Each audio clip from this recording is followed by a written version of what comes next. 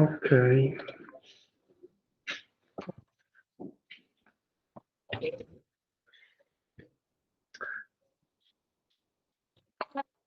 Le vostre colleghe qui in aula mi hanno detto che avete già studiato il teorema ottico nel corso di meccanica quantistica di Moretti, quindi lo do un po' per scontato, o semplicemente farò un'applicazione rapidissima senza andare in nessun tipo di dettaglio. All right. So let us continue our journey inside the structure of the proton, the internal structure of nucleons in general. We started with low energy processes with elastic scattering, then we moved to high energy processes with the deep inelastic scattering, and we interpreted the deep inelastic scattering process in the framework of the parton model as the incoherent sum of the elastic scattering of the incoming electron with each parton inside the proton. Okay. And you see here now essentially the Feynman diagram. Now, the optical theorem is, as you know, a general law of quantum theory of scattering, and is a direct consequence of conservation of probability. We will not show this in this course, but the important point is that it relates the total cross-section of a scattering process to the forward scattering amplitude. And you see here the expression. So the total cross-section is related to the imaginary part of the forward scattering angle, where forward means polar angle goes to 0, essentially. Okay. Now, we can represent these diagrammatically in this way for our case. So let's, for the moment, forget about the upper vertex. Okay, let's concentrate on this second vertex of the lower part of our diagram.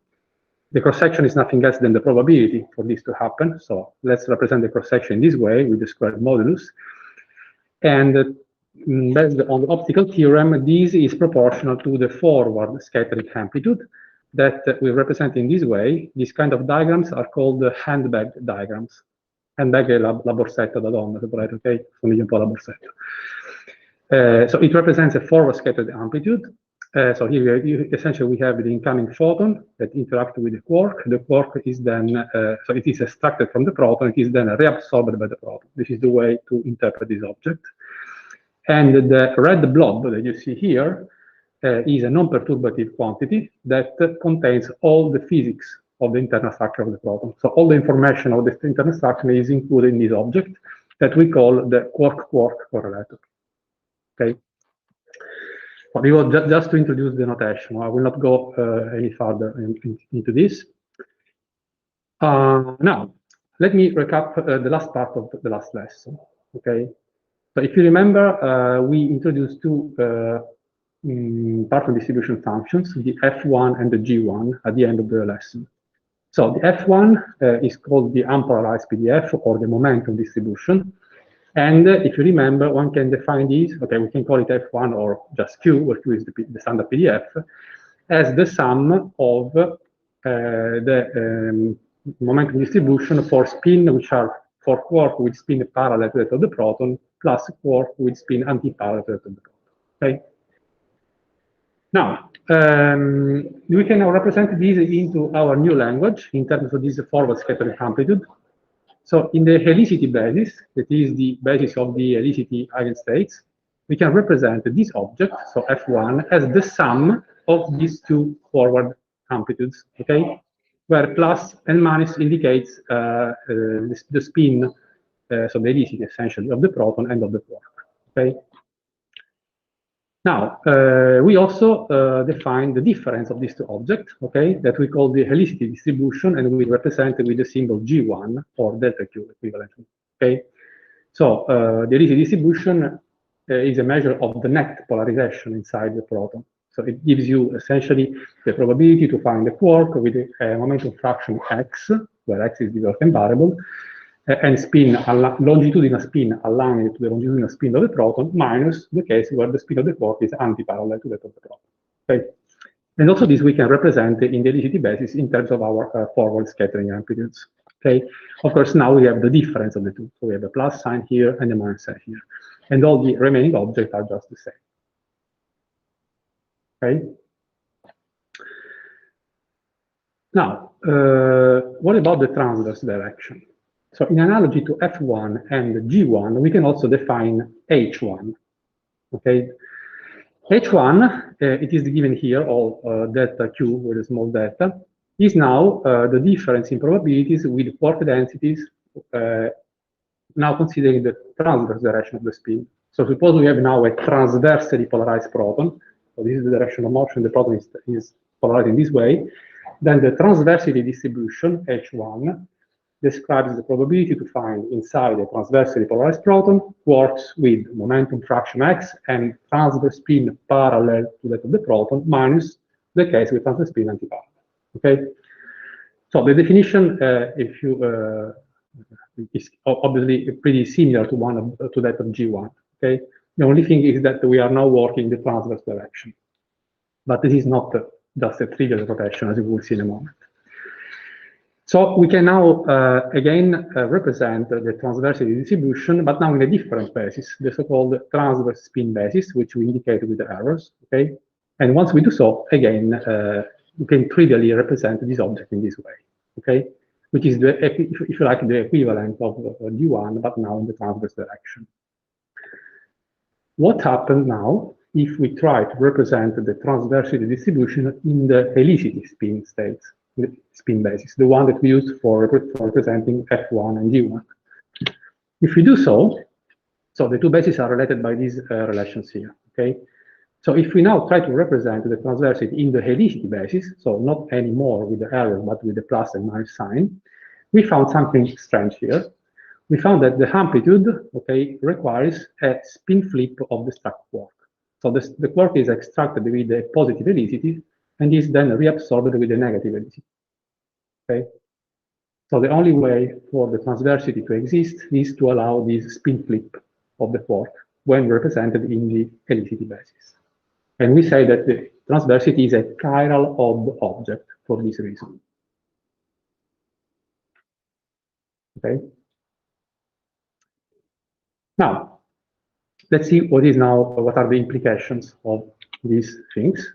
First of all, let me represent these three PDFs, F1, G1, and H1, in this kind of table here, where you see here the three possible quark polarization states: unpolarized, longitudinally polarized, transversely polarized, and the same for the proton: unpolarized, longitudinally polarized, transversely polarized.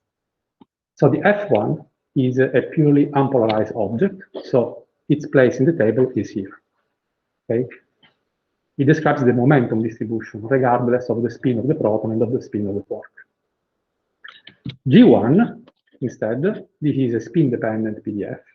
It describes the distribution of longitudinal spin of the quark within a longitudinally polarized proton.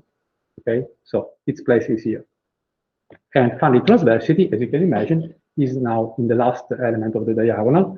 Describes essentially the probability to find transversely polarized quark within a transversely polarized proton. Okay. Now,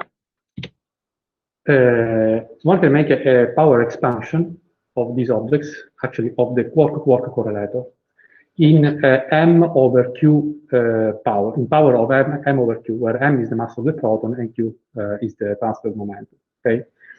At first order, in this expansion, we will limit ourselves to the first order. We'll forget for the rest. Okay, things become more and more complicated, of course, when we include higher order terms. But at first order, in this expansion that we call the twist expansion, so at leading twist, these three objects, F1, G1, and H1, are constitute the complete set of so-called collinear PDFs. Okay, where collinear means that we are completely neglecting any transverse component of the quark momentum. Okay, we are still in the infinite momentum frame where the proton is moving with infinite momentum, so we can neglect all the transverse component and everything is bunched in the longitudinal direction. Neglecting the transverse momentum component is equivalent, actually more formally, to say that we are integrating over all transverse components. Okay, so we just consider the longitudinal direction. So when we do so we consider only collinear distributions, then F1, G1, and H1 altogether provide a complete set of collinear PDFs. Okay, they provide the full information at collinear level. And they are all fundamental, okay, and all equally important in this respect. Okay, simply they describe different aspects of the nucleon structure. Okay, the momentum distribution, the longitudinal spin distribution, and the transverse spin distribution. Now, in relativistic regime, F1, G1, and H1 are all independent. So you cannot derive one if you know the other two. Okay, you have to measure all of three. They are non-perturbative objects, so you cannot predict them from the QCD Lagrange. You have to measure them experimentally, or to calculate them on the lattice QCD. Now, so they are independent, but they are anyway constrained by two important relations. The first one is the positivity limit, okay, which tells you that the magnitude of the transversity must be smaller than the magnitude of the unpolarized PDF, okay? And the so-called software bound, that the magnitude of the transversity must be smaller than the average of F1 and G1, okay? And these limits can be derived in the framework of QCD, can be proved in the framework of QCD. Now, all this is true when we work in a relativistic regime, okay? In the non-relativistic regime, okay, the only difference between H1 and G1, so between the transverse distribution and the Ricci distribution, is that we are just rotated 90 degrees, okay? Longitudinal to fast. So classically, non-relativistically, F1 and G1 are essentially the same thing. They describe essentially the same thing. They're just obtained one from the other by simple rotation. However, as you know, this is not true in relativity, okay? Because the Lorentz booster does not commute with rotations. And so, in a relativistic regime, the two objects are different and independent, okay? And one can say that the difference, indeed, between H1 and G1 constitutes essentially, arises purely from a relativistic effect and demonstrates the relativistic nature of work inside the nucleon. Works inside the nucleon are relativistic. They move at the speed of light, almost. Okay. Now, how can we measure F1 and G1? Okay, in part we already anticipated this in last lesson. So the main process to measure F1 and G1 is a so-called inclusive DAS, where one essentially detects only the scattered lepton, okay, regardless of the final hadronic state. So all this bunch of hadrons is not detected in inclusive DAS. And detecting the electron, so measuring the momentum and the angle, is enough to gain information about the momentum distributions of quarks inside the proton. And if it is a polarized DAS, we also get information about the spin distribution, longitudinal spin distribution. What about transversity now? Transversity, as we mentioned before, is a chiral odd object. So it requires a spin flip of the quark. Okay? So there is no way to measure this object in inclusive DAS. Why? Because if you would be able to measure a chiral odd object in inclusive DAS, then you are allowing for chirality non-conservation in electromagnetic processes. And we know that electromagnetic interaction does conserve chirality. Okay? So this is also the reason why F1 and G1 have been measured many decades ago already, okay? But it took something like 20 more years to have the first measurement of transversity. You cannot use simply inclusive DAS. In order to measure transversity, you need a more complex process, okay, where the chiral odd transversity is measured together with another chiral odd object, such that overall the process is a chiral even. And so it is allowed by conservation law, and you can measure, okay? So, as an example, the point is that in order to measure transversity, we need to match transversity with something that is also chiral odd, okay? And you see here an example in this plot here, okay? So something that also flips the quark spin, okay? So that after all, there is no problem anymore, and overall the process is a chiral even, okay? What can now be this object here, this additional chiral odd object? So the PDF, the particle distribution function, describes the structure of the proton, okay? Now you make a DAS experiment with a high energy, the proton break up, the quarks inside are now free to propagate, and of course they have to hadronize immediately. At the end, you get hadrons, okay? But what is now the probability to get a hadron like a pion or a kaon from the fragmentation of the struct quark in the process. This probability is described by a new set of non-perturbative objects, which are called fragmentation functions. So the distribution, the Parton distribution function describes the probability to find quark with certain properties inside the proton. The fragmentation function describes the probability that the quark fragment into the hadron that you eventually observe in your detector. Okay, that can be a pion, a kaon, can be a jet, whatever. Okay, and fragmentation functions are also non-perturbative objects. They have to be measured. So now the trick to measure transversity is to look at so-called semi-inclusive deep inelastic scattering. It is the case where you not only detect the final state hadron, electron, but you detect the electron in coincidence with at least one of the hadrons produced in the fragmentation of your struct quark. Okay? And if you select a process where this fragmentation function is chiral odd, then you're allowed to measure the transversity distribution. Is that clear?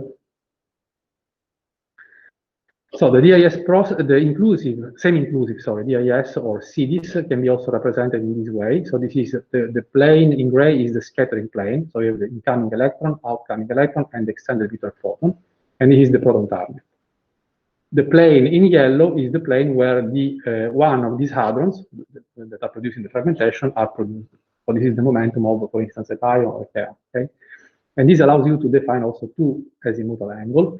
The phi angle, that is the angle between the scattering plane and the hadronic plane, and the phi s angle, which arises only in the case where you have a transversely polarized target. So if you have a transversely polarized proton, then you can also define these azimuthal angle phi s. Now, the chiral odd fragmentation function that can match with the transversal distribution is called the Collins fragmentation function, and it is denoted with this symbol here. I don't know why we have so this symbol should appear here, but we have a sigma instead. Okay, magic of PDF. So this is the Collins function here. Okay, so how things works? You are essentially experimentalists can indeed extract the PDF and the fragmentation function thanks to a very important theorem of QCD that we will not demonstrate. It is extremely complicated. That is called the factorization theorem. But it is formally proven in QCD, okay? So the factorization theorem of QCD allows to factorize your cross-section, in this case, the cross-section of the semi-inclusive DIS, into the three main ingredients. So the first ingredient is the Parton distribution function. So for instance, our chiral odd transversity function. The second ingredient is the elementary cross-section, so the electron quark elastic scattering cross-section, that can be calculated precisely in QED, is a pure QED process. You can eventually also add the QCD correction in case the quark radiated gluon, but this is perfectly calculable, okay, in perturbative theory. And the last term is the fragmentation function, okay? So if you match the transversity, which is chiral odd, with the Collins fragmentation function, which is also chiral odd, then you can measure the cross-section. It is physical, you can measure it, and you can, in principle, extract both things.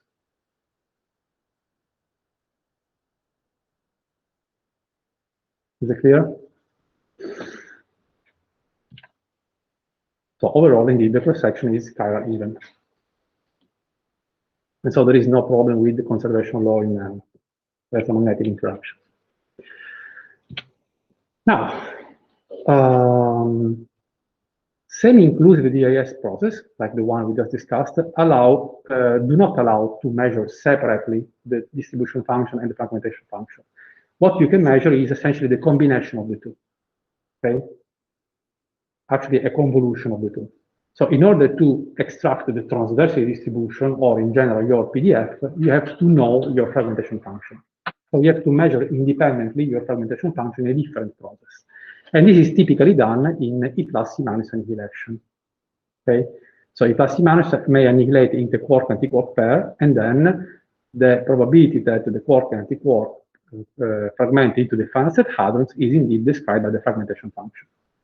So one can indeed measure separately the fragmentation function in E plus C minus annihilation processes, and then use this information to extract the PDF in particular the transversity in this case, from the CDIS measurements. Cioè, ragazzi, è una roba un po' complicata, però cercate di seguire. Now, this kind of measurements, so semi-inclusive DAS, have been performed over the past already 2 decades by the Hermes experiment at HERA, by the COMPASS experiment, which is still active at CERN, by the experiments at the Thomas Jefferson Lab in the US, in Virginia, okay, and some others. Whereas this kind of measurement have been mainly done at Bell and Babar, which were the two B factories, so asymmetric colliders, E plus E minus asymmetric colliders that were being tuned to the mass of the B meson. Similar measurement, but without spin. Because, so the Collins is a polarized fragmentation function, the Collins function. Okay? Of course, one can have also the unpolarized. The unpolarized have been measured even before at LEP or in any high energy electron positron collider. Okay? The polarized, you need to have a polarized beam, and so this was possible. So you need to make a more complex analysis, actually. And this was done essentially by the Bell and Babar, okay, in the first decades of the 2000s. So having now in hand both kinds of measurement, one can put everything together and try to extract the transversity. So the first evidence of a non-zero transversity was provided by the Hermes experiment in 2005. So essentially, Hermes measured a non-zero so-called spin asymmetries in semi-inclusive DAS. If these asymmetries were zero, then the transversity could be zero. But being not zero, this means the transversity must be not zero. Okay. The following here, the first measurement of the Collins fragmentation function was measured by Bell and was then confirmed by Babar a few years later. Okay, and so now in 2007, a group of phenomenologists from Torino made the very first extraction of transversity through a global fit of the information from the semi-inclusive DAS and information from the E plus E minus. A global fit putting together this information, so you can essentially take the information on the fragmentation function from plus E minus and use this to extract the transversity. Okay. So what you see here is essentially the very first extraction of the transversity distribution. The blue line is the software bound, the one that we told you before. Okay. So transversity must fulfill this bound, must be smaller than this blue line, and indeed it is. And then you see here the transversity distribution for the up quark in the top panel and for the down quark in the bottom panel as a function of x of n. This was indeed a major result because let me remind you that transversity is as fundamental as the other two, okay, F1 and G1. They are all fundamental at the same level. Now, the measure that you see here is, of course, partially extrapolated, okay, because essentially we don't have data at the moment beyond x 0.4. So all you see here, this tail here, is just an extrapolation in the region where there are not at the moment experimental data. Experimental data constrain better this part here at low x, okay? Jefferson Lab is now going to make this kind of measurement, semi-inclusive DAS for measuring transversity in the next year. And the Jefferson Lab is more focused on the high X region. So it will help to constrain the transversity distribution in this large X region, which is, if you remember, the valence region, dominated by the valence quarks.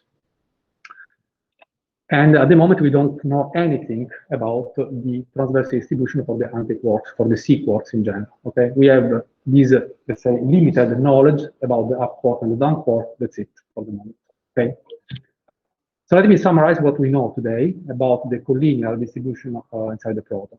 So the unpolarized distribution function, Q, or Q plus Q minus, is very well known. Okay, there have been 50 years of measurement in inclusive DAS, so we know perfectly this object. We have an incredible amount of high precision data in a very large range in Q square and in X, as we showed last time. Okay, so this is, let's say, you can set your last digit, but the knowledge is there and is pretty precise. What about the LEC distribution? This is also known. Of course, we have much less data here. People started to study this object later, so it lasts 25 years or something. The kinematic range is more limited, so essentially the kinematic range that you see here corresponds to this rectangle here, okay? So we have less data and covering also a smaller phase space. And transversity, we just had the first glimpse, okay? There have been other extraction of transversity in the next from 2007 till now, but essentially the information is still that one. Okay? We didn't know much more because we didn't have more data. Okay, we are now waiting for the data from the Jefferson lab. This translates into global fits in the way you see here. So we have an extremely precise knowledge of the momentum distribution, as I showed last time. Here, just to answer to a question from Ben last time, you see here separately the contribution from the C quarks and the strange quarks. Okay, in the previous plot I showed last time, they were all together in the C panel. Now we have good knowledge, although still quite precise for the density, okay, at least for the up and the down. The density for the strange quark is very small, okay. And we have this kind of information for the transversity as well. But remember that most of this tail is extrapolated in a region where we don't have experimental data. Again, once more, let me tell you that this is not the end of the story, okay. So measuring transversity with the higher precision, blah, blah, blah, will help, but will not complete our picture of the nucleon structure. There is much more inside, and let me tell you why. So far, this means the last lesson and so far today, we have only considered the longitudinal momentum of the quarks. So suppose this is your proton, okay? This is the longitudinal momentum of your proton. Then you pick up one of your partons, and this is the longitudinal momentum of the parton, which is related to the total longitudinal momentum by the Bjorken variable. The Bjorken variable, let me remind you, in the parton model is the fraction of the total longitudinal momentum of the proton carried by the single quark, the single parton. And the plane that you see here is the transverse plane, so it is orthogonal to the direction of motion. What about, okay, when we do so, we know we have just three PDFs, okay, F1, G1, H1, as we discussed already, which are fundamental, which provide a complete set of leading twists, etc. Let us now allow also for a transverse momentum component of the parton. Okay, so a component of the momentum which lies in these transverse planes, okay, the PT of the parton, that you can also see here, okay. So suppose that in addition of your longitudinal momentum, XP, you also have some small PT. Suppose you don't want to neglect these anymore, okay? Then what happens? When you do so, then a new family of parton distribution arises, okay, which fill essentially this table here. And at leading twist, so in the first term in this power expansion, there are 8 such objects, which are called the transverse momentum dependent PDF, or simply TMDs. We call them TMDs, okay? There are 8, so there are 6 new objects, 5 new objects, plus the 3 that I showed before, F1, G1, H1, which have now the TMD counterpart, okay?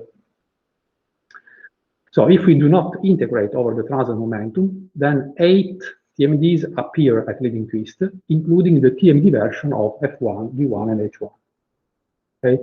TMDs means that this parton distribution function not only depend on X Bjorken, which is the fraction of the longitudinal momentum, but also on PT, which is the transverse component of the momentum. And this makes a lot of difference, as I will show you in a moment. So this is the situation of the collinear PDF, okay, suppose F1, okay? It's beautiful, it is precisely known, blah, blah, blah, but it is one-dimensional. Okay, you are describing very precisely your proton structure, but in just one dimension, which is the X Bjorken variable. Okay, full stop. TMDs, so when you allow also for the transverse component, then you are allowed to increase your information because this represents three-dimensional distribution of parton densities inside the proton. So for instance, you see here 3 different transverse momentum plane, transverse to the direction of motion. And so corresponding to 3 different values of X Bjorken, okay? So we have much more information here. You can see how the parton distributions are in the transverse plane for different slices of the longitudinal momentum. So what we do here is essentially a tomography of the nucleon. Okay. And in fact, so of course, when you integrate these over the transverse momentum, you get back to your standard collinear PDF. Okay. And I like to compare this with nuclear medicine. Okay. So the electroencephalogram is just a one-dimensional description of your brain. But when you do a TAC or a magnetic resonance, you get indeed a tomography of your brain. And you see how much information is gained here. And the same is here. Okay. So when you allow for the transverse momentum, you learn much more about the proton structure. Okay. And let me tell you that this is not just having a three-dimensional description of the proton structure, but is even much more. The TMDs allow to describe correlation between the transverse momentum of the quark and, for instance, the spin orientation of the proton. This kind of effect is shown here. It is called the Sievers effect. So you see here, for instance, that the particle distribution are not symmetrical around zero. Okay. For the up quark, they are a bit split on the bottom part because of these correlations here. Not only, they also describe correlation between the spin, the transverse momentum PT of the quark and the spin orientation of the quark itself. This is another effect. It is called the Bohr-Mulders effect. Okay, and again, you see here how this parton density is not symmetric around zero. Okay, it's not spherically symmetric due to these correlations. And then what about the D quark? So if you change flavor, the distribution are completely different. So these correlations are also flavor dependent. So you see here how much phenomenology, how much physics there is to be learned when including also the transverse component of the quark momentum.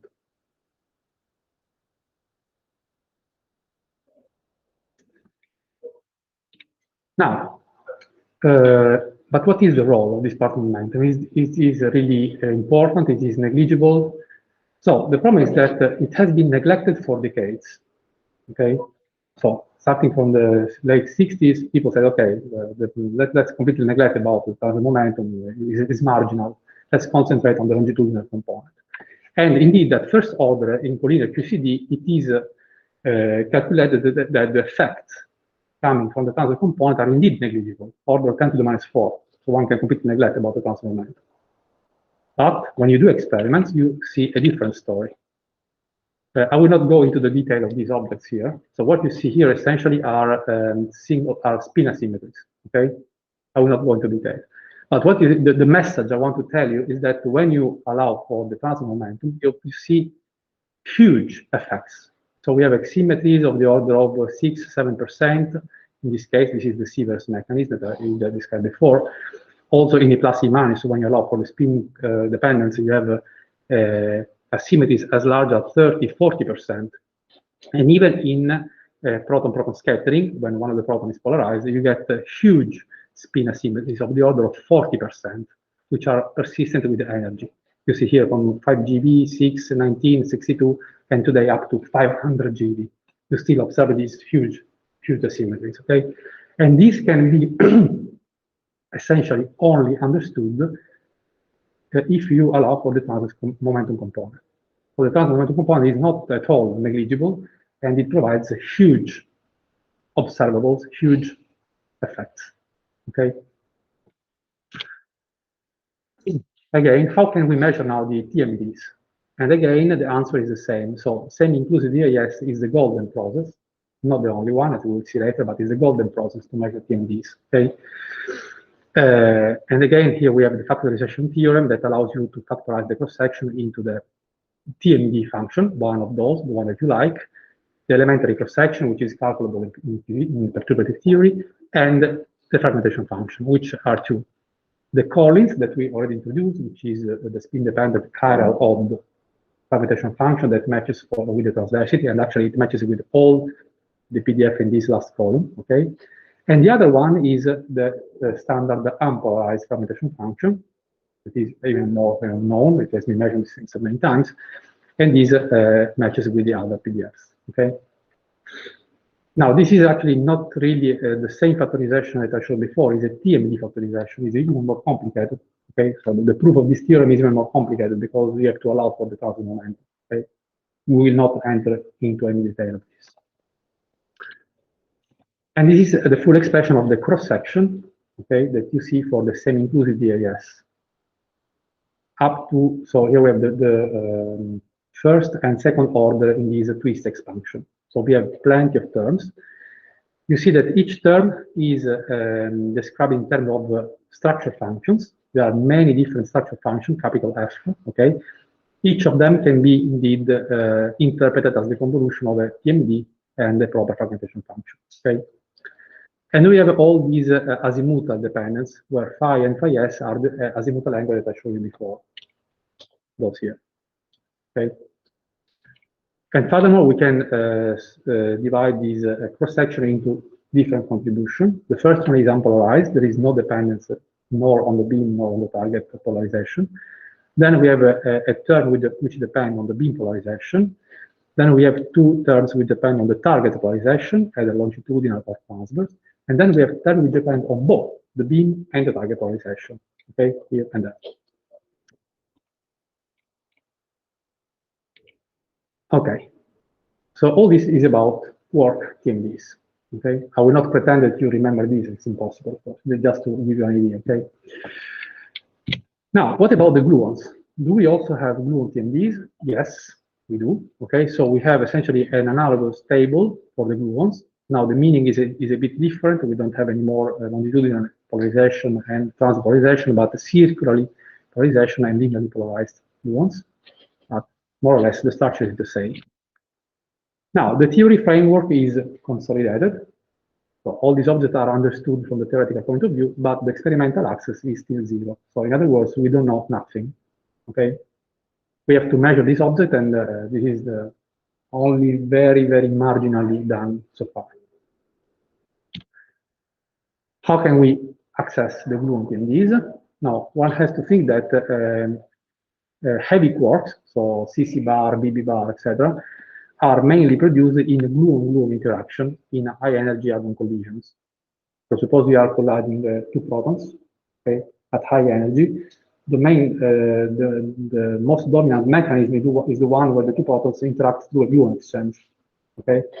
And gluon-gluon can at the end produce a heavy quark pair, CC bar, BB bar.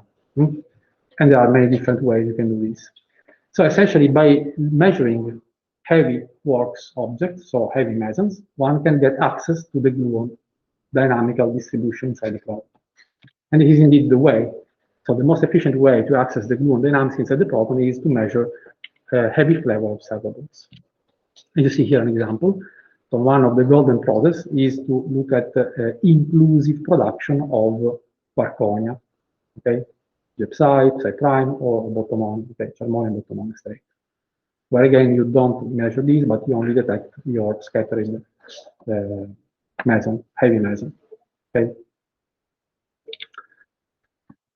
Now, all this is about TMDs, okay? So the transverse momentum-dependent particle distribution function that allow you to have a three-dimensional description of the proton structure in the longitudinal momentum and the transverse momentum plane, so in the momentum space, okay? What about now the spatial distribution of quarks inside the proton? So this tells you the momentum distribution. What about the spatial? Where are they located inside the proton? Okay. So there is another category of objects which are called the GPDs, stands for generalized parton distributions, which instead provide a three-dimensional description in the longitudinal momentum and in the transverse location. Okay. So they depend on X Bjorken and then essentially on the transverse location, the position in the transverse plane. Okay. So now we understand that if you can measure both the TMDs from one side and the GPDs from the other, you have the full information. You know where are quarks located and how they move inside the proton. You know everything about their phase space, right? Now, of course, by integrating the TMDs over the transverse momentum, we get back to the standard collinear PDF. And by integrating the GPDs over the transverse coordinate, over X, you obtain the standard elastic form factors, the one that we studied 2 lessons ago. Okay. Is there anything on top of this? Yes. There is an even more fundamental object that is the so-called Wigner function, okay? And it is the fully unintegrated, if you like, Parton distribution function. It depends on the longitudinal momentum, transverse momentum, and transverse location, transverse coordinates, okay? So when you integrate the Wigner function over the transverse coordinates, you obtain the TMDs. When you integrate the Wigner function over the transverse momentum, you obtain, after a Fourier transform, the GPDs. Okay? So this is, at the end, the ultimate fundamental object that describes you completely the dynamics inside the problem. Okay? So it represents the maximal knowledge of the partonic structure of nucleons and describes the full quantum phase space distribution of partons. So it describes simultaneously where the partons are located and how they move inside the problem. So this is, let's say, the, what do you say, il Santo Graal. If you can measure this, you're done. Okay? Can we measure this? No, we can't, because it is prohibited by the uncertainty principle. You cannot know simultaneously the position and the momentum of your objects. Okay, so at the moment, okay, there are no way to measure the quantity because of for fundamental reasons, and the only thing we can do is to measure indeed the integrated quantity. So the TMDs from inside, the GPDs from the out, and then when you combine the information, you get essentially the full phase space information of your partons. Okay. Where are these experiments done in the world? Essentially everywhere. Okay. In Europe, we have, okay, there was ERA, now it is shut off, more there, the Lorentz experiment, for instance. At CERN, we have the COMPASS experiment, which is still active, and is now going an upgrade for a new decade of measurements. Then we have measurement at the Jefferson Lab here in the US, at Brookhaven, where now the electron-ion collider will be built, the one that I mentioned last time, if you remember. There is a new concept collider between electron beam and ion beam. Okay, and Ferrara is involved in this project also. Okay, so if you're interested, there is a group in Ferrara working on this, and then in Japan, etc. California, SLAC, etc. And this plan here gives you essentially the kinematic coverage of the present and future experiments. So JLab, as I told you before, will work mainly on the high X region, so on the Barents region, okay? And we start taking data with the transverse target in the next few years. Hermes is already done, okay, took measurement up to 2007 in this intermediate region. COMPASS uses polarized muon beams instead of electron beams, and so higher energy also, and so it covers a region with a smaller X. And then the electron-ion collider that will start taking data in, I don't know, 2035 or something, will cover the high Q square and small X region mainly. Okay. So hopefully the electron-ion collider will put the last word on this journey.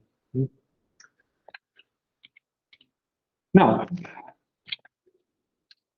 is lepton-proton scattering the only process to probe the nucleon structure? No. You can also study the nucleon structure and so access TMDs, the PDF, etc., also in hadron-hadron collision. So suppose at the proton-proton collider or proton-proton fixed target experiment. So let me now just compare the two options. Okay. So hadron-hadron colliders, either proton-proton or proton-antiproton collider, allow to achieve much more center of mass energy than it is possible in circular electron-positron collider. The reason for that you probably know already, is that electron-positron colliders suffer of a large energy loss due to the synchrotron radiation. The synchrotron radiation is electromagnetic radiation radiated by an accelerated charged particle. If your electrons are in a circular ring, they are accelerated. There is a centrifugal acceleration, so they radiate energy. And actually, electrons do radiate a lot of energy, because this delta E, the energy loss, goes like the fourth power of the Lorentz gamma. So if you have a large Lorentz gamma factor, sorry, the Lorentz factor, then you have a large energy loss. Okay, let me give you just a few examples. For the LEP2, so LEP was the electron-positron collider that was hosted at CERN in the tunnel of the LXC. Now we have the LXC, before it was a lamp.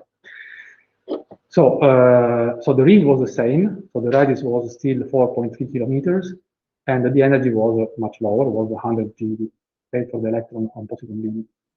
So at LEP, due to the synchrotron radiation, something like 2 GeV of energy were lost per each orbit. But then electrons are moving at the speed of light, so we have something like 11,000 orbits per second. So at the end, the quantity of energy that is lost is huge, is really huge. So in other words, it makes no sense to construct, to have higher energy electron-positron colliders, okay? Because you spend a lot of money for magnets, a lot of money for current, but then you lose a lot of energy by synchrotron radiation. What about the hadronic colliders? The situation is completely different, because as I showed before, this energy loss goes like the fourth power of gamma, okay? And gamma is E over m. So when you compare now the electron, the energy loss in a hadron collider with respect to electron-positron collider, essentially this goes like the fourth power of the ratio of the electron to the proton mass, which is a ridiculous number, okay? This means that you don't essentially have this problem in hadronic colliders. So in principle, hadronic collider, you can raise your energy as much as you want, as much as you can pay, essentially, okay? Of course, electron-positron colliders are also extremely useful, and they indeed have a different scope.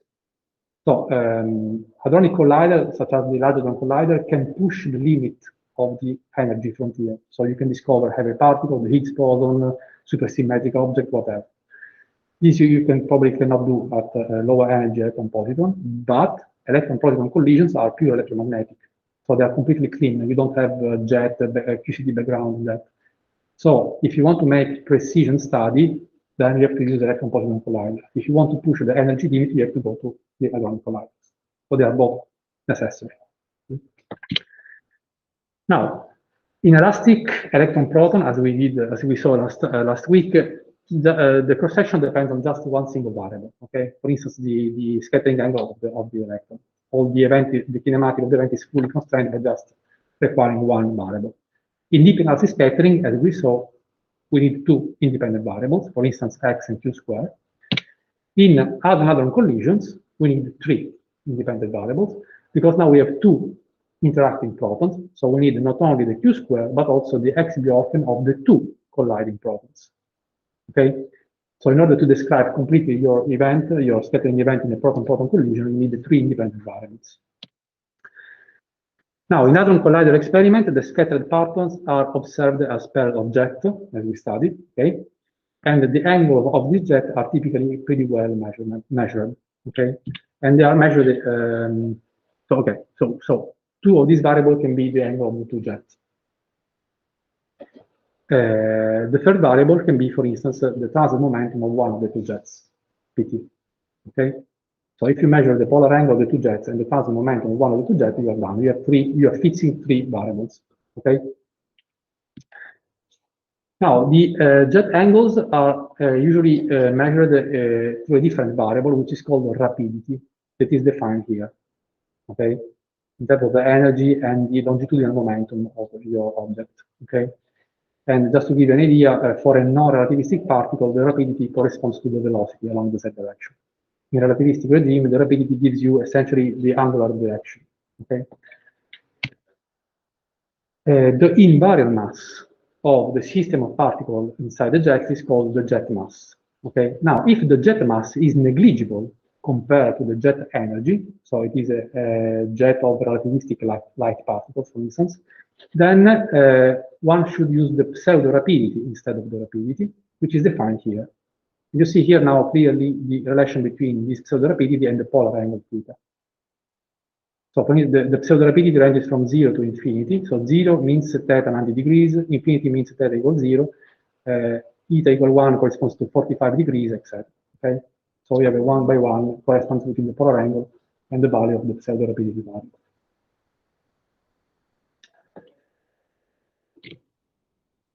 Now, the most common, although not the most interesting, high-energy process at the Large Hadron Collider is the QCD production of two jets, as we already discussed in the past. Now, since the two colliding particles have essentially no transverse momentum, so we have two beams of protons, okay?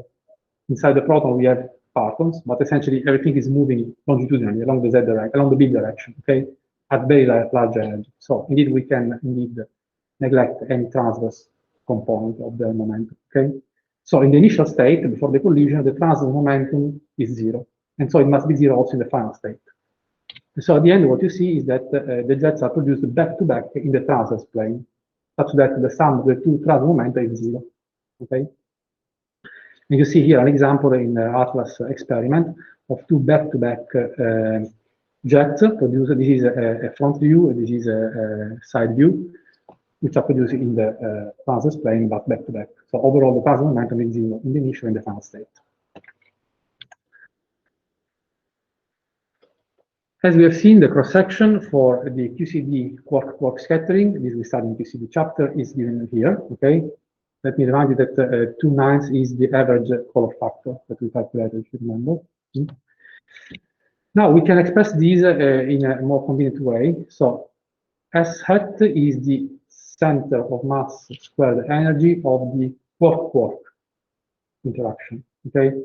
But since we are colliding protons, not quarks, we can convert these into the center of mass energy of the protons, but correcting for the fraction of momentum carried by the single quarks. So the S hat, which is the center of mass energy for these elementary processes, we can write as x1, x2, s. Is that clear?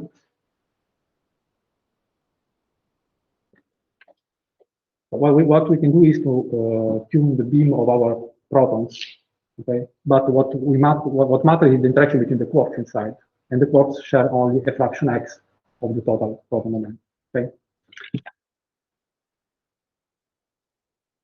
So in this case, one can describe the three variables, okay, to describe the cross-section are q squared, x1, and x2, as I said before, okay? Now, how can we then write the cross-section for the production of two jets in proton-proton collision? So the reaction is proton-proton that goes into two jets plus something else, okay? So this is given, of course, by the elementary cross-section that I give you here for the elementary process, quark-quark interaction. But then we have to fold these with the probability to find these quarks inside the proton. And so we have to fold these with the PDF. So overall, the proton-proton into two-jet cross-section is given by the product of the elementary quark-quark cross-section times the probability to find the quark in the proton, which are given by the product of the PDFs, okay, for the two colliding protons. Let's neglect the heavier quark, so let's just concentrate on up and down, and this is indeed all the combination that we need, okay? The distribution of a quark, up quark in the first proton, times the distribution of a quark in the second proton, etc. Now, things, of course, are more complicated than this, because to describe the measured cross-section, one should include not only the elastic quark-quark scattering, but all the partner-level processes that result in a two-jet in the final state, okay? Also including the jet initiated by the gluons. So one has to take into account at first order all these possibilities here, has to account the interference between all these diagrams, those that come with the same final state. So for instance, this one with this one, etc. This one with this one. And in principle, you should also go higher in your power expansion because the coupling constant of QCD is large, okay? It's not as small as alpha electromagnetic. So we want to include also next to leading order, next to next, so thousands of diagrams.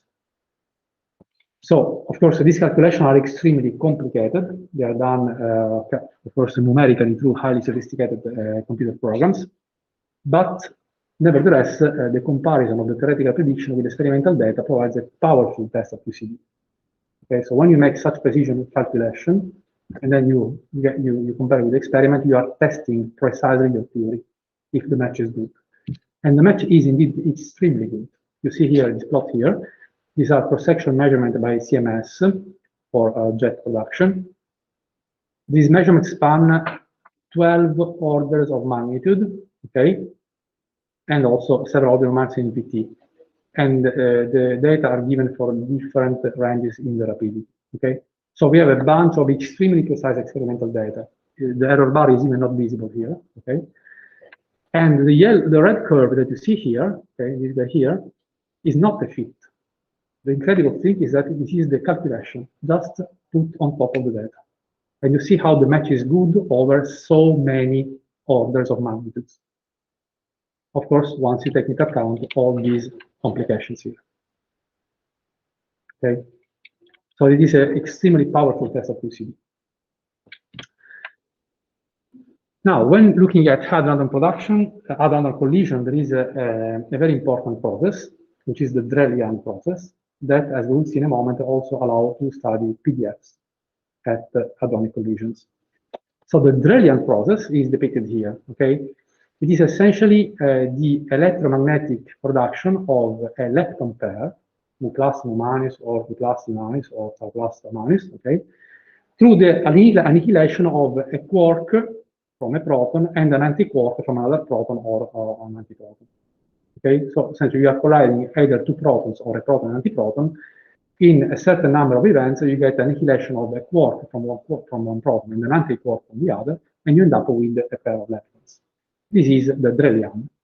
Okay. Let me remind you the QAD cross-section for the E plus E minus annihilation into mu plus mu minus that we studied in the QAD chapter. Okay. We found that this was the total cross-section, if you remember. And now, of course, if you look now at the elementary part of the Drell-Yan, so the QQ bar into mu mu bar, of course, the cross-section should be the same, apart from two things. First of all, of course, the electric charge of the quark, which is fractional, we have to take this into account. And we have a factor of 1/3 here that we don't have in QED that accounts for color conservation. What is the reason for that? The reason is that in the final state you have leptons, so the color is 0. So you have to have 0 color also in the initial state. And so out of the 9 possible color anti-color combination that you can have in initial state, only 3 are possible. Red, anti-red, green, anti-green, you don't do. So colorless. Okay. So only 3 out of 9 is corresponds to a factor of 1/3 here. Okay. So apart from these trivial coefficient, then the cross-section is expected to be the same. Okay. This is the elementary cross-section, of course. So this only consider the quark antiquark pair. Now you want to now you are colliding a proton and antiproton, so you have to again take into account the probability to find the quarks and antiquarks into your colliding protons. So again, you need the PDFs into the game. So the contribution to the proton-antiproton into mu plus mu minus Drell-Yan cross-section from a U quark within the proton with momentum fraction in this range here, annihilating with the anti-U quark within the antiproton, okay, in this other momentum range is given here. So again, once more, we are folding our elementary cross-section, which takes into account now all the conservation, etc., with the probability to find our quarks, so with the partial distribution functions.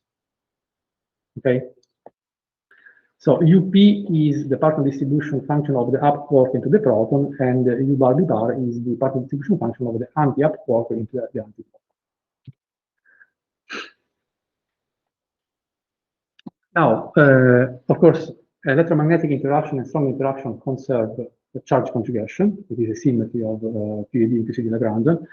So this means that the partial distribution of the anti-up quark into the antiproton must be the same of the partial distribution of the up quark into the proton, just due to charge conjugation. Okay, so one can express now these more simply in terms of the up quark distribution inside the proton. Okay, making use of these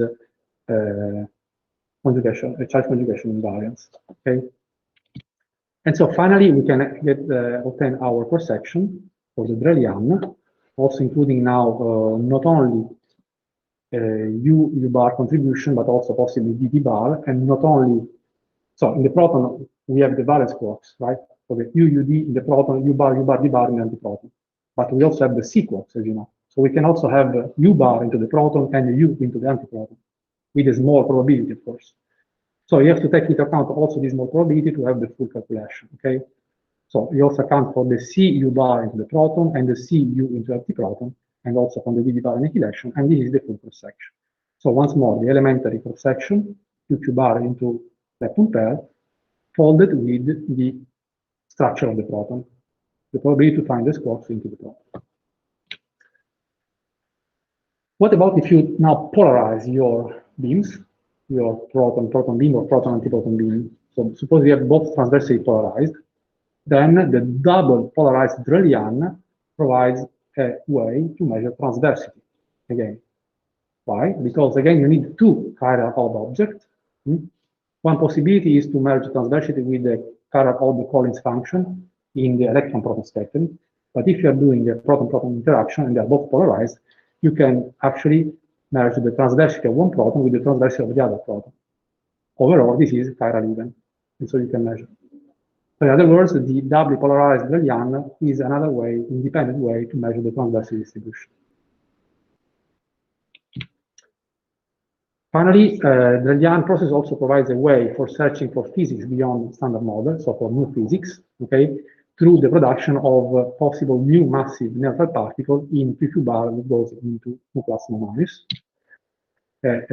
Although this has not been found so far. So there are a lot of searches mainly at the Hadron Collider for new objects which are beyond standard model, okay, that you can create in a quark-quark annihilation, and that may become the Mumu bar.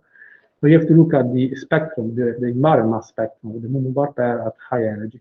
So far, nothing is seen here, okay? And the huge peak that you see here on 91 GeV is nothing less than the Z boson that we will study next week. Okay, we can stop here.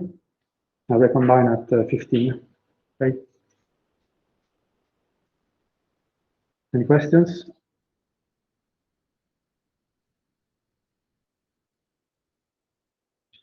Okay. Diciamo, tutta la parte che vi ho detto oggi è la prima parte, quindi da transversity, TMDs, GPDs, eccetera, per la parte lì non ve la chiederò agli esami, ok? Mi interessava darvela come informazione in più, a meno che siete voi a portarla come argomento a piacere. È una parte che non trovate nei libri di test, è una parte, diciamo, di frontiera, ricerca che si fa adesso in questi anni. Quindi mi piaceva darvi anche quel tipo di informazioni.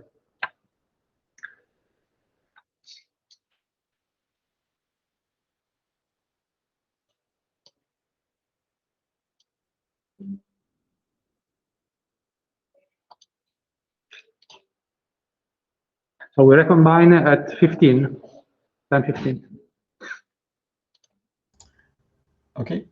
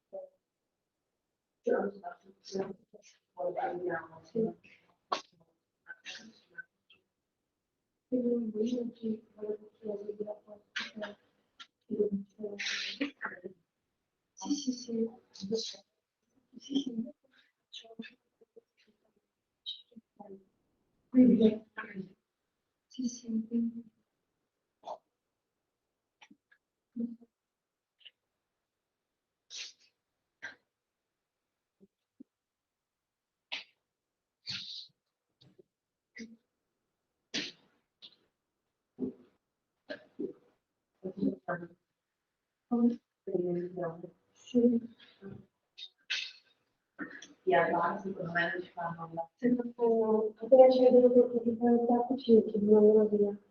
Perché c'è un foglio, non avevate scritto che non si può. Allora, la settimana scorsa, sì. Che scomodo, quindi. A me sa che deve essere una cosa dopo. Però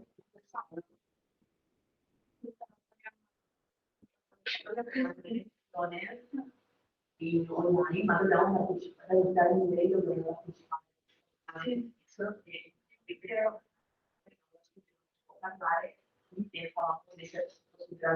fuori, parliamo. Io l'ho pagato quando eravamo delle mance enormi, a bar si può fare un'aula, non si può perché non lo permettono, quindi l'unica soluzione è che si va a fare dei lavori di gruppo.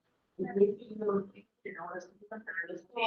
E io si vedo, ma io si va a casa e preso ci faccio pensare le cose per impressionare vabbè, la settimana prossima si deve mettere dentro, quindi sì, perché prima era un corso per noi e per i dottorati. Perché adesso sono per noi e siamo in 5, allora si è organizzato per non è che c'è il blocco C,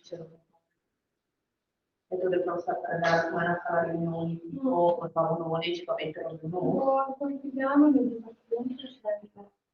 No, non quella delle competenze. Sì.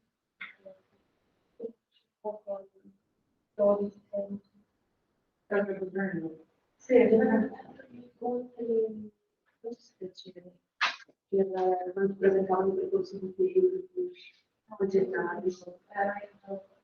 Ah, posso, allora questa era quella Laura. Ci deve essere scusate per il grande, anche dei tutorati di anni quanti spiegano che abbiamo fatto una corretta tendenza. Come si fa quel corso? No, c'è una sistema particolare che mi fa conoscere. No, quello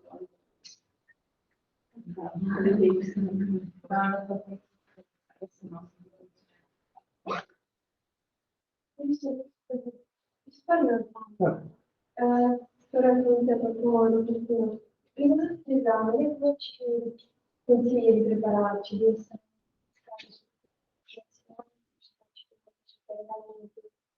ai concetti, un po' allora, il ritorno che l'esame è comunque una domanda preferita per voi. Quindi adesso è un argomento non troppo piccolo, per la legge di programmi e siete liberi di organizzarlo o per poter fare com'è, oppure dovete fare una cosa trasversale, quindi dovete fare l'unica cosa che vi chiedo è di non spendere 10 minuti a fare passaggio al tempo. Impostata la questione, fare magari la presentazione e risultato. Questo è il programma, chiedo per esempio i casi di sharing boiler,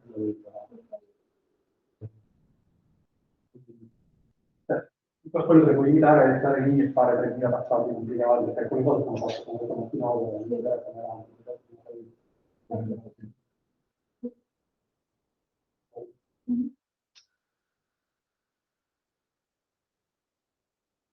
E come dato ci organizziamo tutti noi. Sì, sì. Ci organizziamo tutti e le studiamo. Anche sicuramente. Ah, non è che quando qualcuno di voi si sente pronto, mi manda una mail per fare settimane prima, anche qui già.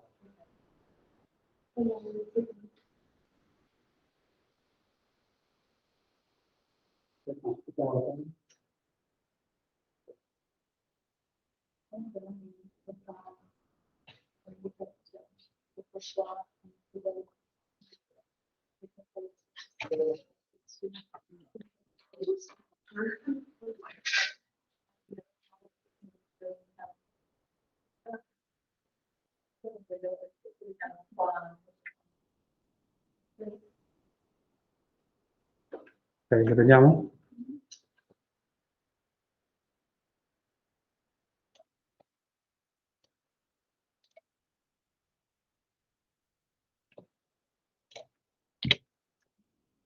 Ok, da casa mi sentite? Vedete la slide?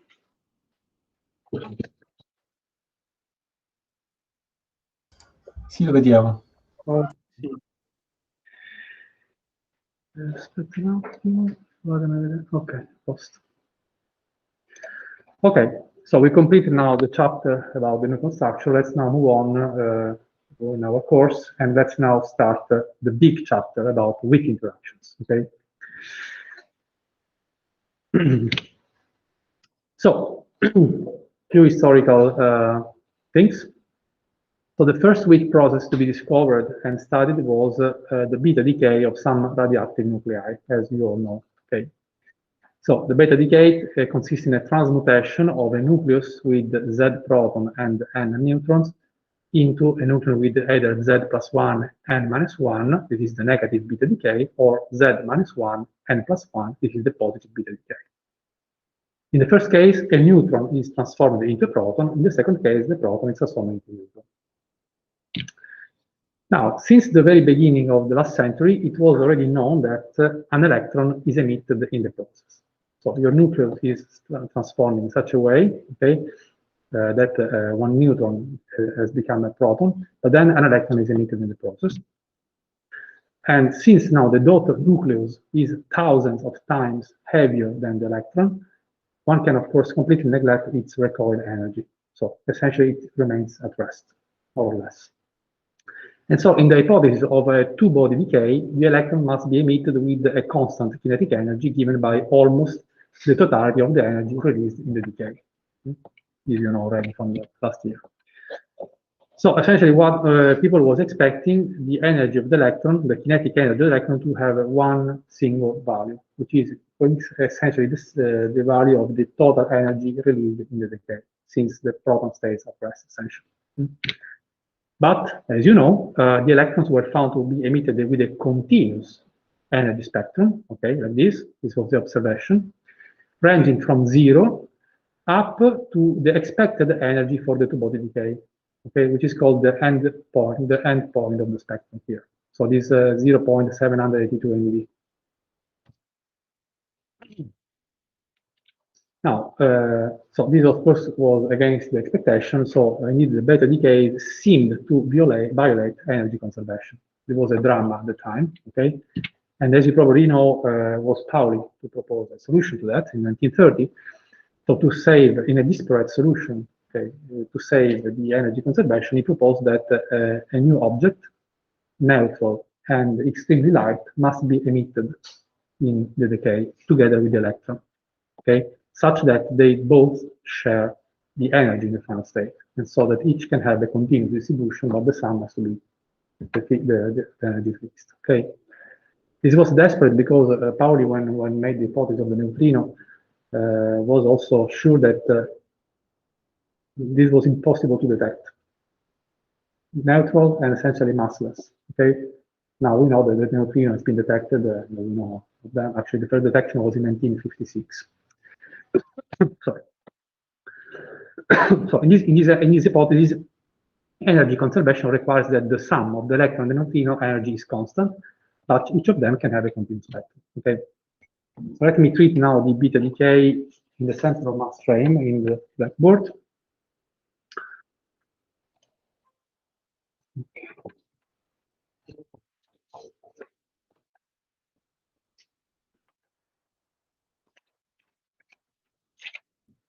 So the beta decay, as we know today, is a decay of the neutron into proton plus electron plus antineutrino. So we know discuss why this neutrino and neutrino we will study next week. Okay. Or tomorrow actually.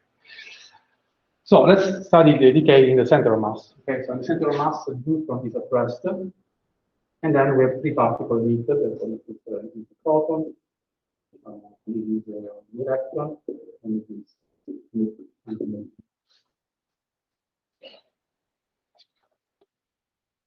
So in the center of mass frame, by definition, the total momentum must be 0. Okay, so the free momentum of the proton plus the free momentum of the electron plus the free momentum of the neutrino, this must be 0.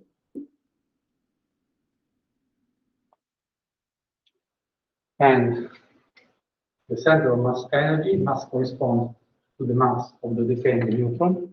Okay, this is the only thing we have in the initial state, the mass of the neutron. And this must be given as the sum of the total energy of the final state particles.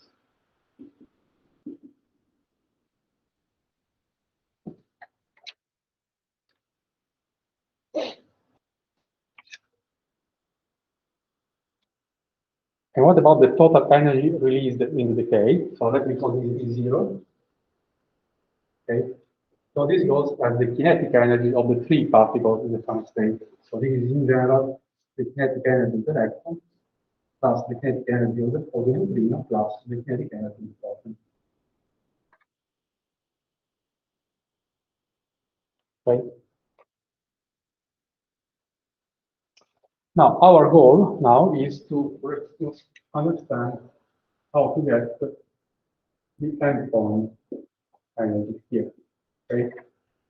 We want to calculate the total energy expected in the decay. This is the kinetic energy of the electron. So in order to do that, since we have essentially the proton is at rest essentially, but we will make this assumption at the very end. Suppose now it is moving. In order to have the endpoint, so the maximal energy of the electron, we have to consider the case where the neutrino is emitted at rest. Okay, this corresponds to the maximal energy of the electron. Okay. So in our hypothesis, we make that the momentum. Okay, aspetta già andato. E con nero siamo più fortunati. The momentum of the neutrino, we consider the limit case where it is 0, okay? And so the energy, the total energy of the neutrino is equal to the mass of the neutrino, which is, as we know, negligible. And so, merging these in the question 1, this essentially tells us that the momentum of the proton is equal and opposite to the momentum of the electron.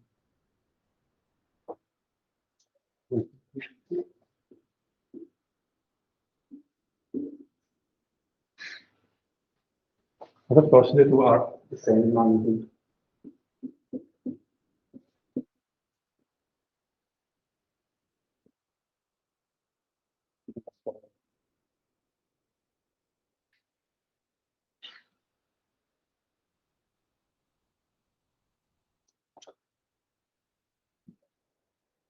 Okay. So what is now the form momentum in the initial state? Momentum initial state is the energy of the neutron times the momentum of the neutron. And in the center of mass, frame where the neutrino is pressed, this is just the mass of the neutron and 0.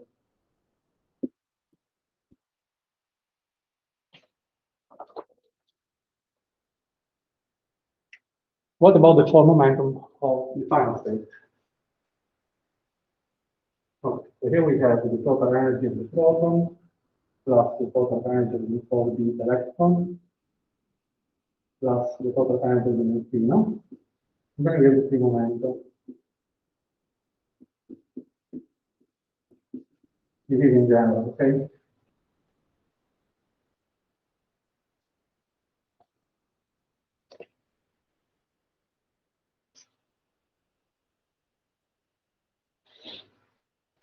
Now, the total energy of the neutrino, we are now working the limit where it is at rest, so this is 0. Also, the momentum is 0. And so these two guys are one the opposite of the other. Okay, so this corresponds to P plus P and 0.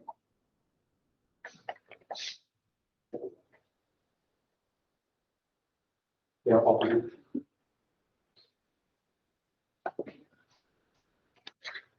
Okay, so let's now calculate the understand variable the way we were used to do. So S is the squared mass of the neutron, which is P plus squared for momentum, so it is P plus squared minus 0 because of this.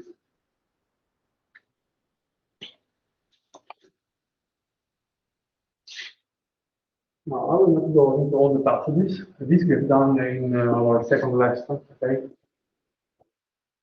The derivation of the decay formula at the end, right? So if we go at the very end, at the very end, we obtain something like the mass of the proton squared minus the mass of the electron squared plus twice square root of s. On the way from here to there, you find in your notes of the second lesson. Okay. And so we can invert this and obtain now the total energy of the electron. S minus the mass of the total square plus the mass of the electron square divided by 2 square root of s. Or, equivalently, the mass of the neutron square minus the mass of the proton square plus the mass of the electron square divided by twice the mass of the neutron.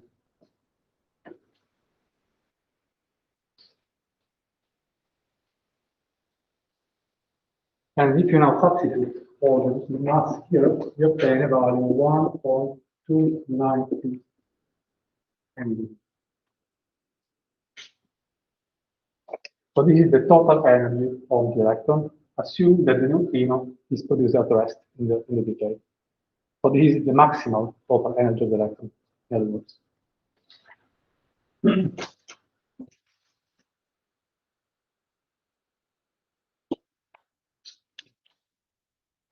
Now, let's calculate now the kinetic energy of the electron, which is the total energy minus the mass, the rest mass energy, right? So this is minus then the mass of the electron. So this is 1.292 MeV minus the mass of the electron, 0.511 MeV. And so we need to obtain 0.782 MeV.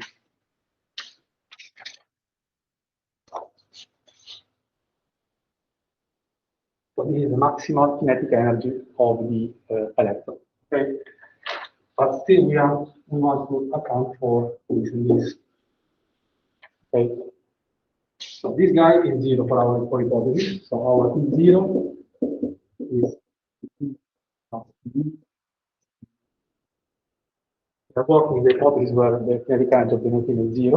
Okay, and indeed it turns out that it is approximately equal to the kinetic energy of the electron. And so this is the end point.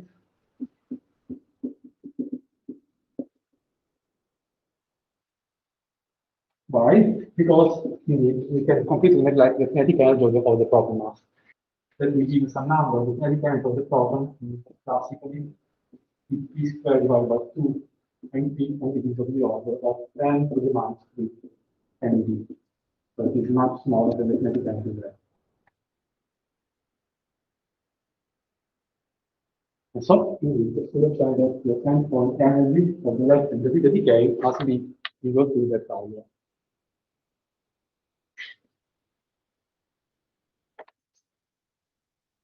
There is another way to calculate the total energy released in the decay.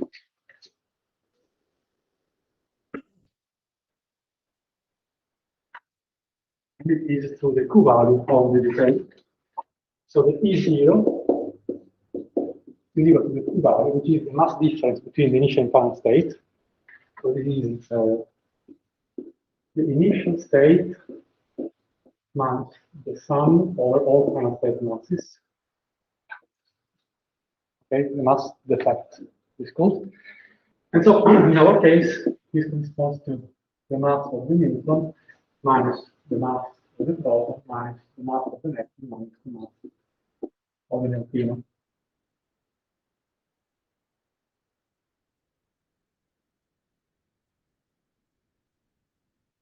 The mass of the neutrino, we can put together. So this is the mass of the neutron, 939.565 MeV. Minus mass of the proton, 138.272 MeV. Minus the mass of the electron. Without the, again, 0.108. Okay.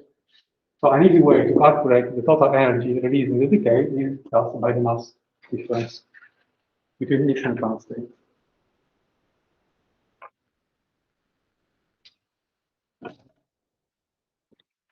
Now,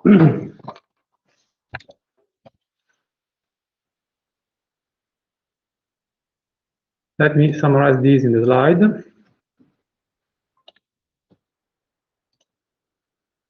So we obtain this value here, okay?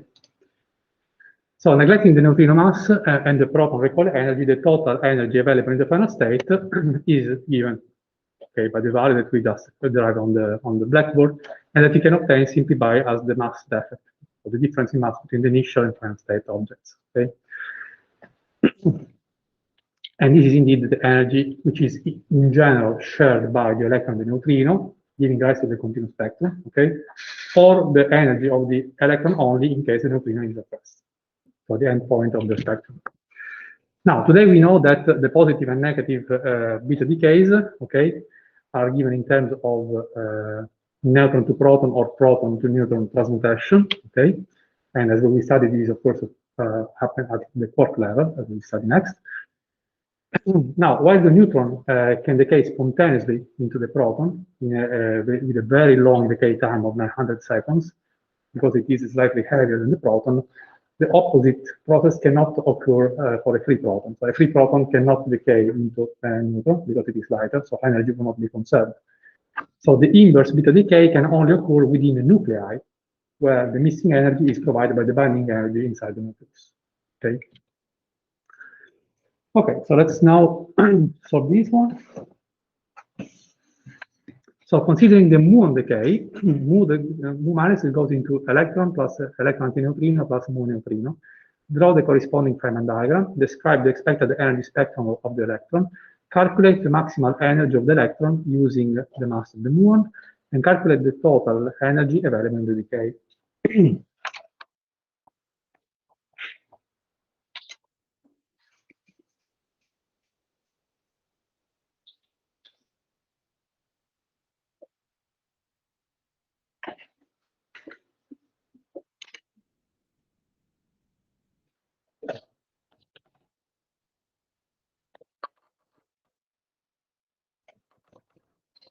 Okay.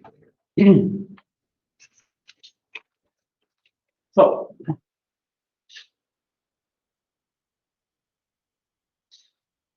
the Feynman diagram of the muon decay. Okay. So for the moment, we have not studied this yet. We will study in the next weeks. Nonetheless, let me draw you the diagram. So we have an incoming muon. As we will study, this is a charged current weak interaction process. So the muon would be transformed into a muon neutrino with the emission of W minus boson,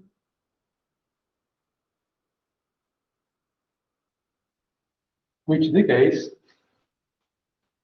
in one electron and the electron antineutrino.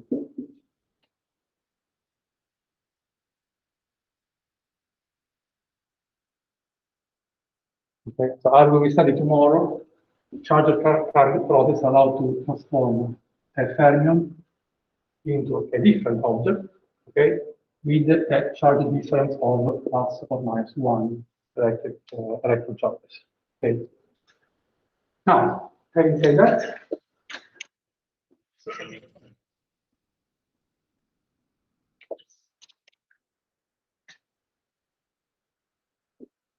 the second question is describe the expected energy spectrum of the electron. So it is, let me write the decay, so it is mu minus into E minus. Okay, so it is a three-body decay, so clearly the electron energy has to be continuously distributed. Okay, so we expect a continuous distribution.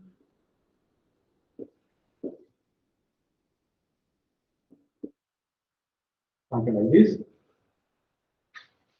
Okay, up to a certain endpoint energy.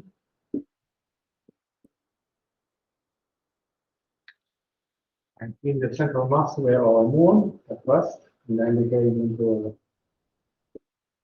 electron, neutrino, and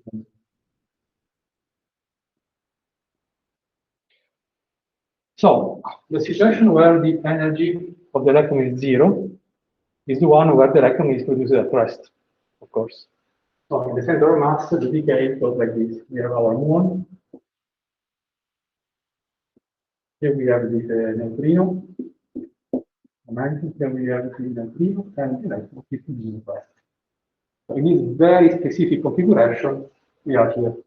Zero energy for the electron. Okay, it is at rest. What about now the maximal energy, so the endpoint energy?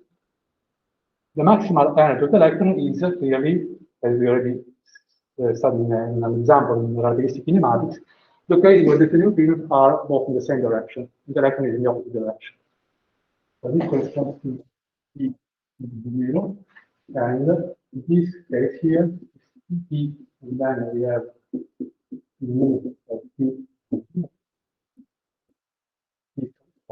together equal endpoint of maximum.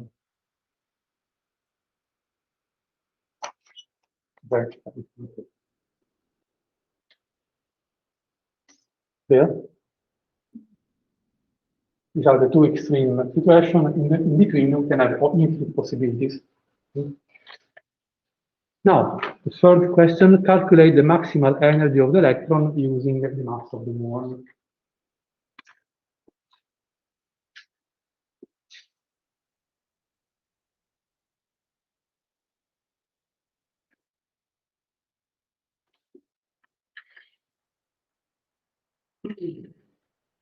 So, sorry, I just have a question on the energy spectrum.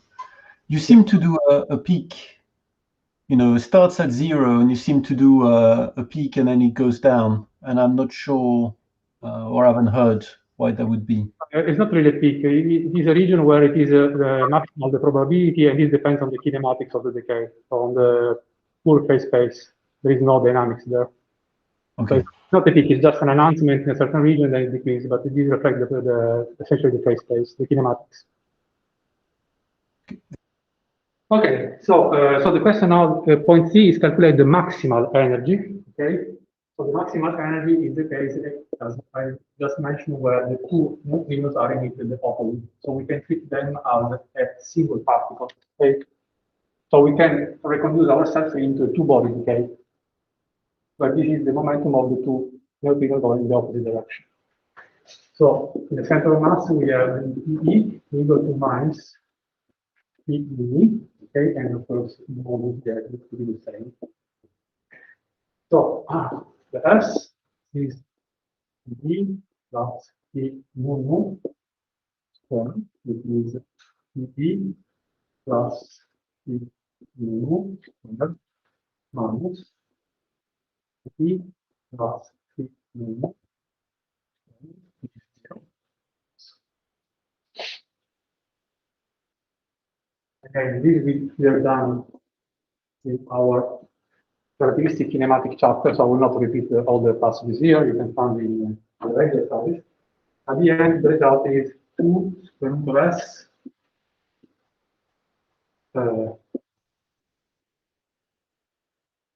of energy minus square mass of the electron.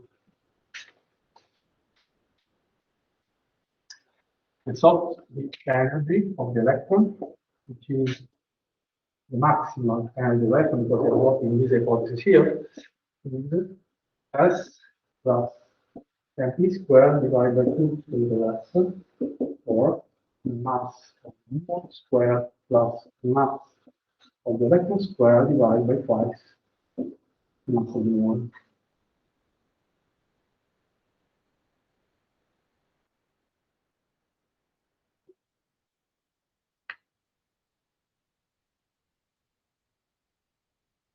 Let's now put numbers. So the mass of the muon is provided by the text, so it's 105.7 MeV plus the mass of the electron divided by twice the mass of the muon. The result is 52.85 MeV. this is the maximal energy, so the endpoint energy of the electron in the decay of the muon.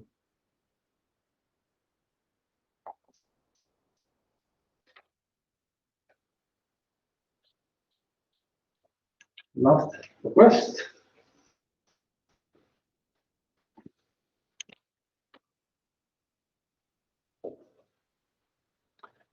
Calculate the total energy E0 available in the decay. So again, we make use of the difference of masses. E0 is the M, so it is in the 5 minus the sum of MF. And so we have the mass of the muon minus the mass of the electron minus the mass of the neutrino, the mass of the neutrino, which we can completely neglect. And so we have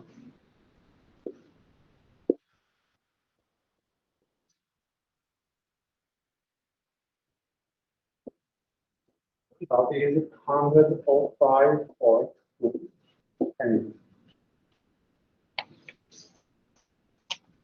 So this is the total energy released in the decay, which is shared as kinetic energy of the 3 final state particles.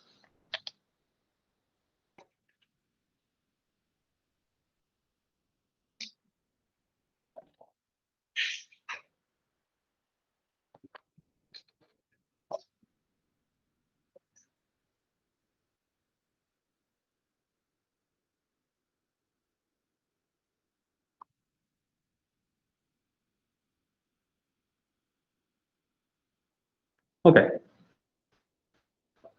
So right after the Pauli hypothesis of the neutrino, Enrico Fermi developed a model for the beta decay, which introduced a new fundamental interaction. Indeed, this was the first theory of the weak interaction. Okay, the Fermi theory of the beta decay. So in the theory was developed in 1934 in analogy with electromagnetism, that was at that time the only known theory. Okay, the only known interaction actually. Since in the case of beta decays, the potential is not known. Electromagnetic potential you know perfectly, exactly, but in the beta decay you don't know anything.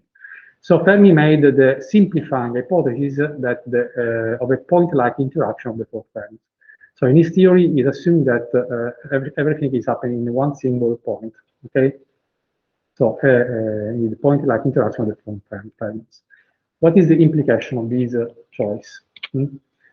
So a point-like interaction corresponds to an infinite potential, okay, with the null range, really, okay? So a Dirac delta function.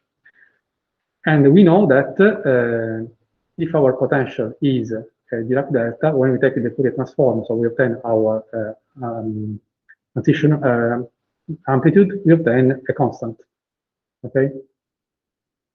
So the result of this hypothesis was that the transition amplitude has to be a constant. And so we have to put now this into the Fermi golden rule, okay? So here we have the square, the transition amplitude, and here we have now the density of final states. And so the idea of Fermi was that this object in this hypothesis is a constant, and he actually wrote as the product of 2 constants.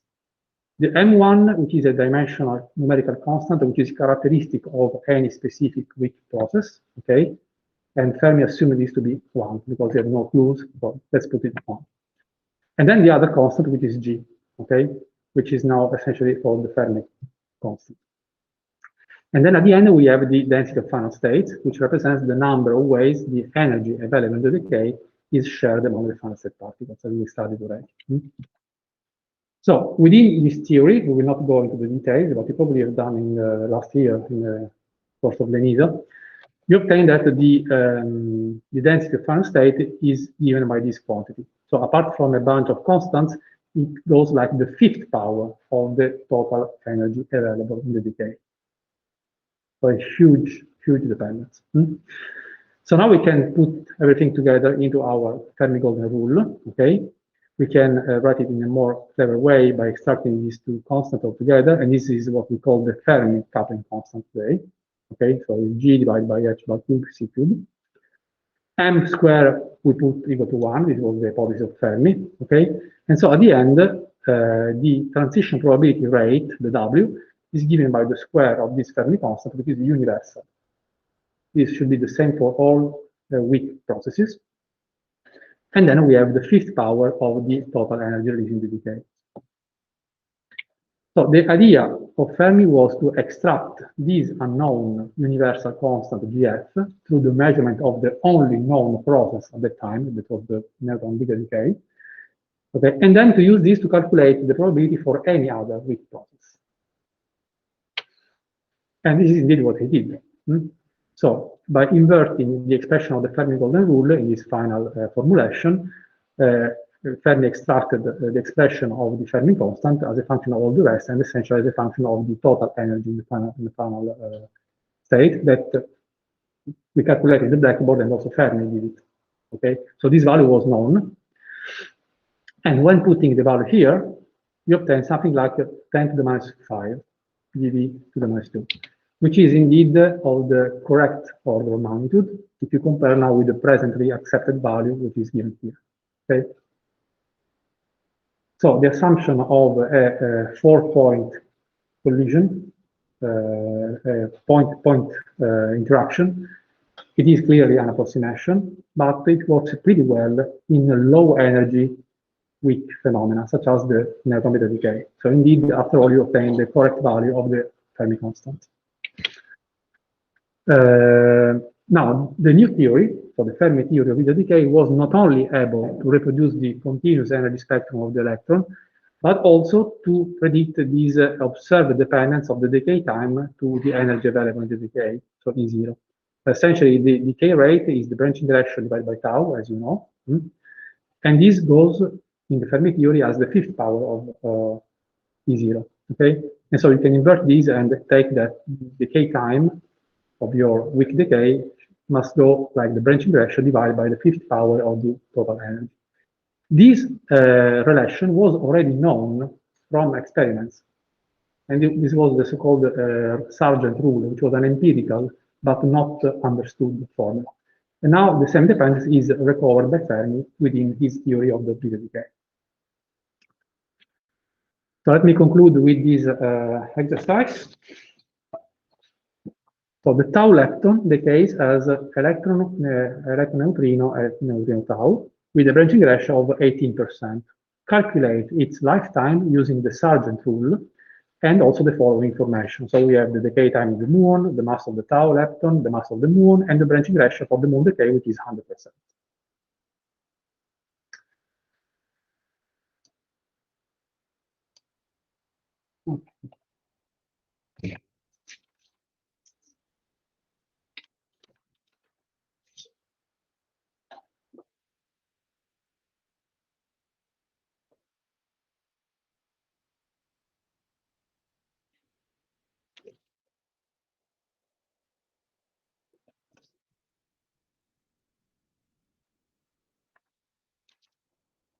Okay. So on the Sargent rule, okay, which is indeed also a result of the Fermi theory of beta decay, we know that the decay time must be proportional to the branching ratio divided by e to the fifth power. But the branching ratio, when divided more explicitly, is the probability for decay a certain channel divided by the total decay width of the particle. So this is very general. Let's now consider the decay of the muon. Muon that goes into electron plus neutrino plus muon. As we know from the text, the branching ratio for this is 100%. It is essentially the only decay mode of the muon. Okay. And so, now making use of this expression here, we found that the decay time of the muon we can write as 1 over, okay, no, this is not 1 over total energy to the fifth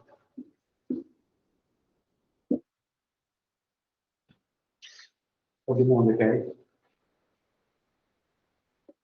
Now we know we do the same for the tau decay.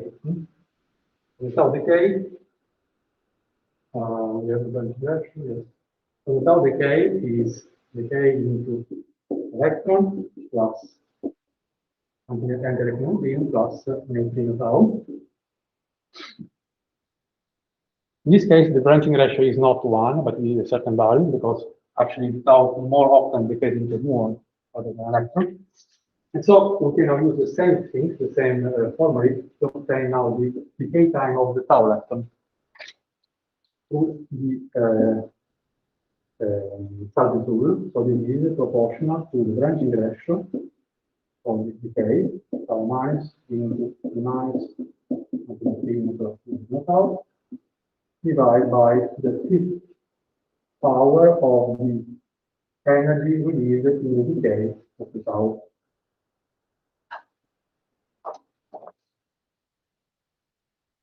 Okay, so we are just applying these to these two decays. Let's take the rationale. So tau tau divided by tau mu. So this is the branching ratio of the tau divided by E0 to the fifth power of the tau times E to the 0 to the fifth power of the muon decay.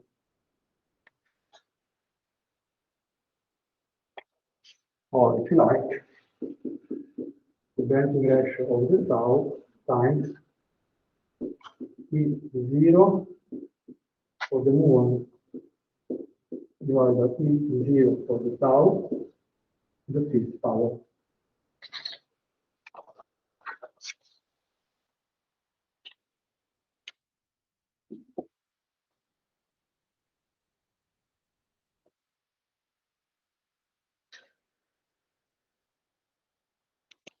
So we can expect from here what we need. So the decay time of the tau electron from here as indeed the branching ratio of the tau times E0 of the muon divided by E0 of the tau, the fifth power, times E of the muon.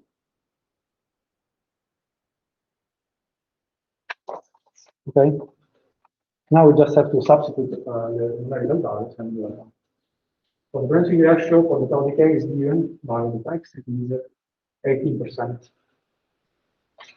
And we have these two guys, 1, 2, and D. It is given by the text, but we also factored in the previous column. And for the tau, it is essentially the mass of the tau.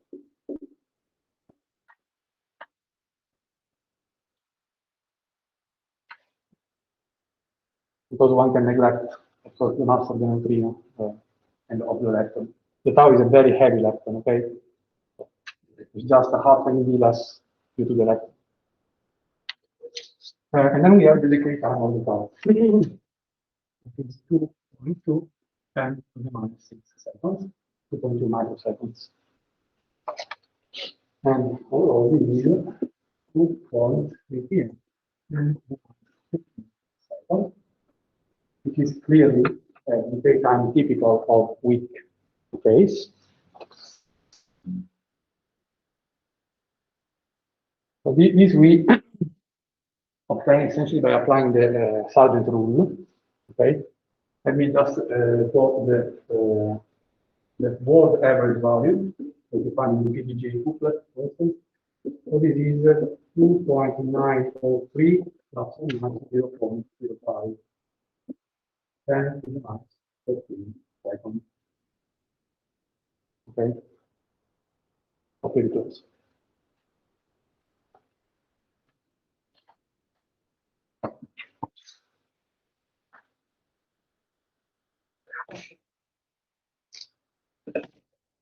Okay, we can stop here today. We continue tomorrow, digging more and more into detail into the weak interactions.